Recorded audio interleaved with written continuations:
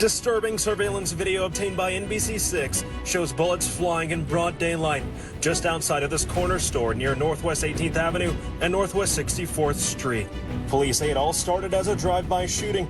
Shots fired from a dark-colored SUV in the direction of two people who were on the street. Police say it was a return of gunfire that hit three men inside the SUV. And you see it sort of make a right-hand turn to go westbound on 64th Street. These individuals, you can see that some of them hang outside the window, open the door.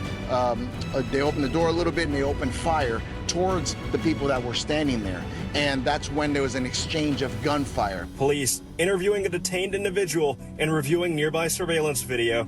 Two high-powered rifles were recovered on scene. Police urging the community for information and using specialized dogs to canvass the area for additional weapons. God is big, because the amount of gunfire, the amount of rounds that were shot, it's a miracle that nobody else was shot. If you shoot 8, 9, 10 times, that doesn't necessarily mean that those it's going to hit your target. So with a situation like this, people talk about, like, what would you do, if you, if this type of gunfire erupts around you, like, what do you do? The reality is, man, if this type of gunfire erupts around you and you're in the line of fire, there's nothing you can do. You're just probably gonna get hit. Like, you either get hit or you don't get hit. If that happens and you're right there, if you do have, say plates in your backpack, or you do have some type of apparatus with you or around you, or you see something, you understand the difference between cover and concealment, and you can implement that quickly, that's gonna save you. It can save you. You can throw your family behind something, knowing the difference between cover, concealment, what stops bullets, what just hides you from view. Things like that can give you an advantage, but I think one of the major takeaways when it comes to a video like this is, it's your rolling risk assessment. It's your understanding, I'm going into a neighborhood where something like this could happen. Let me make sure that I'm,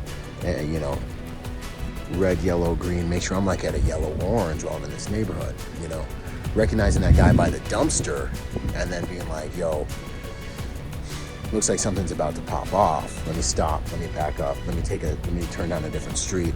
Those are gonna be your best ways to survive. And when you start to really live a life where you're looking at context, I talk about these rules all the time. Context, tactical positioning, rolling risk assessment. When you're looking at where am I going? Hey, this is a neighborhood where these things happen. I mean, this is third world level shooting, like gunfighting in the streets, right? This is the type of things we see in other countries, right? But it's happening, right? So, hey, I'm gonna be taking a back street to get to where I'm going, or I'm going to my boy's house. This back street to get to where I'm going, and understanding that, and then dialing up your level of awareness, because you're like, hey, there's a neighborhood where I need to be paying attention. Hey, what's this dude doing behind this guard, this dumpster? And thinking that way is going to give you the edge you need to be like, you know what, I'm not even going to be here. And then while you went one more block over, then you hear the gunfire ring out, or hey, there's just something weird going on. This car's slowing down. This dude's behind this dumpster, and you just accelerate through there, and then it goes off. So, understanding the fundamentals of living a safe pattern of life is what I'm talking to you about. It's not about your Judy chop. It's not about your karate chop. If you have some kind of plates or something around in your vehicle or in your backpack that you can throw in your kids, may be cool. If you can throw them back behind something to protect them, may be cool. But realistically, it's having the ability to see through the matrix, that foresight, and being used to living at a higher level of situational awareness where we all exist, right? Where combatants and professional security professionals and law enforcement officers and military folks, where we exist at this level. Like, you're out with your husband who's law enforcement or was a veteran, you're probably giving him crap because he wants to sit in a certain place, he wants to pay attention. Or someone from the hood, they live at that level of awareness, right? I want to get more of the civilian public to live at that level of awareness, so we don't have to see more innocent people get wounded in situations like this. So remember, surviving situations like this, where gunfire can erupt around you at any moment in time, doesn't necessarily have to do with your Judy chop, your karate chop, or your gear. That stuff can help, but what you really want to be able to do is see these things happening before they unfold, right? Being a bouncer was some of the best training in the world I had for that. Obviously, also being in Iraq, but considerations, y'all. Boom, it's finally here. Go to protectornation.com to join the Protector Nation community.